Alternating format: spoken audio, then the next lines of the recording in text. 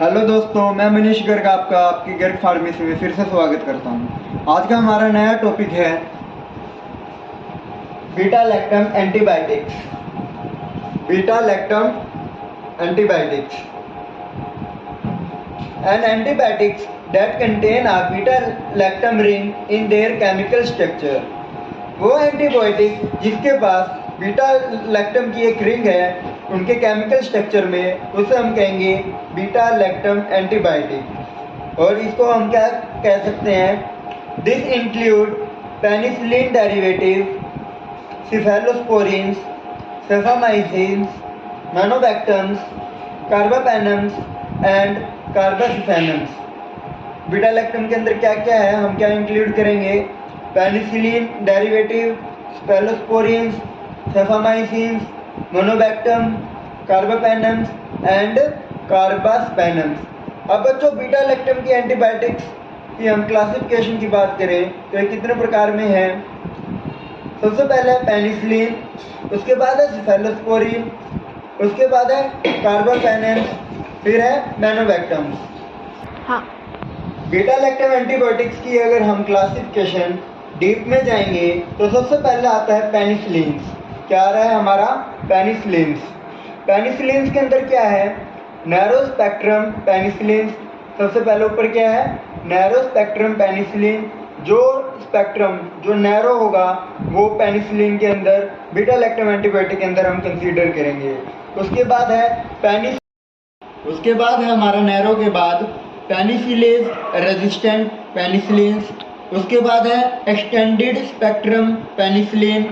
उसके बाद हमारा नया टॉपिक बीटा लैक्टम एंटीबायोटिक की दूसरी क्लासिफिकेशन है, उसके अंदर है सिफेलोस्पोरिन्स। इसके अंदर क्या होता है? First generation cephalosporins, second generation, third generation और फोर्थ जनरेशन। ये याद रखना है। सिफेलोस्पोरिन्स को जब भी डिस्कस करेंगे इसकी 4 जनरेशन है, first generation, second generation, third generation and fourth generation. उसके बाद है बीटा लैक्टम में मोनोबैक्टम, फिर है कार्बापेनम एंड फिर है बीटा लैक्टम इनहिबिटर्स। अब हमारा नया टॉपिक शुरू होता है, नई एंटीबायोटिक शुरू होती है, मेट्रोनिडाजोल।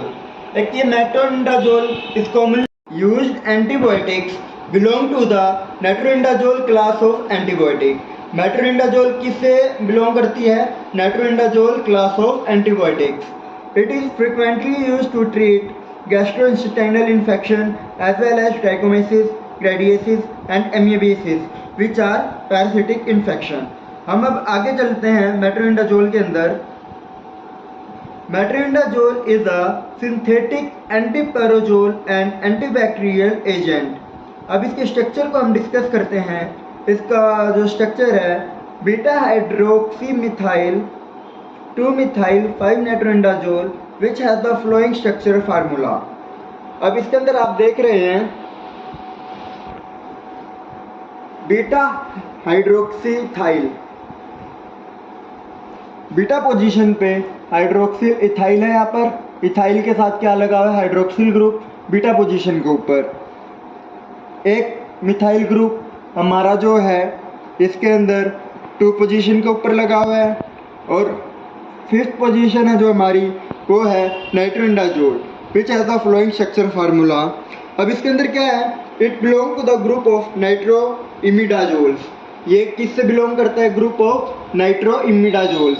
और other member related to metronidazoles other. अब हमारी नई एंटीबायोटिक शुरू होती है, नाइट्रोफुरेन। नाइट्रोफुरेन के नाम से आपको याद आ रहा होगा, एक डॉक्टर को मिली जब यूरिनरी ट्रैक्ट इन्फेक्शन हो जाता है तो नाइट्रोफोरेन से हमारा एक साल्ट निकलता है नाइट्रोफुरेटिन, जो 100 mg में डॉक्टर देते हैं। लोअर यूरिनरी ट्रैक्ट इन्फेक्शन होता है जब यूज़ करते हैं हम। इस एंटीबायोटिक के अंदर क्या होता है?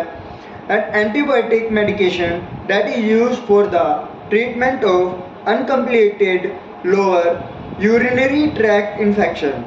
It is effective against most gram positive and gram negative organism. अब नाइट्रोफुरेटिन इसका एक कॉमन एग्जांपल है। Commonly NFT is most used in urinary tract infection. अब नाइट्रोफोरेटिन क्या है, एक बहुत कॉमन मेडिसिन है जो यूरिनरी ट्रैक्ट इन्फेक्शन के लिए हम यूज करते हैं। अब इसका स्ट्रक्चर देखो आप, nitrogen with oxygen group, oxygen लगी है ऊपर, बीच में नाइट्रोजन से बॉन्ड बना हुआ है, एक साइड में फिर से एक रिंग है जिसके अंदर नाइट्रोजन एंड अमीनो ग्रुप लगा हुआ है, एक 2 ऑक्सीजन लगी हुई है। ये एक नाइट्रोफोरेटिन का स्ट्रक्चर है।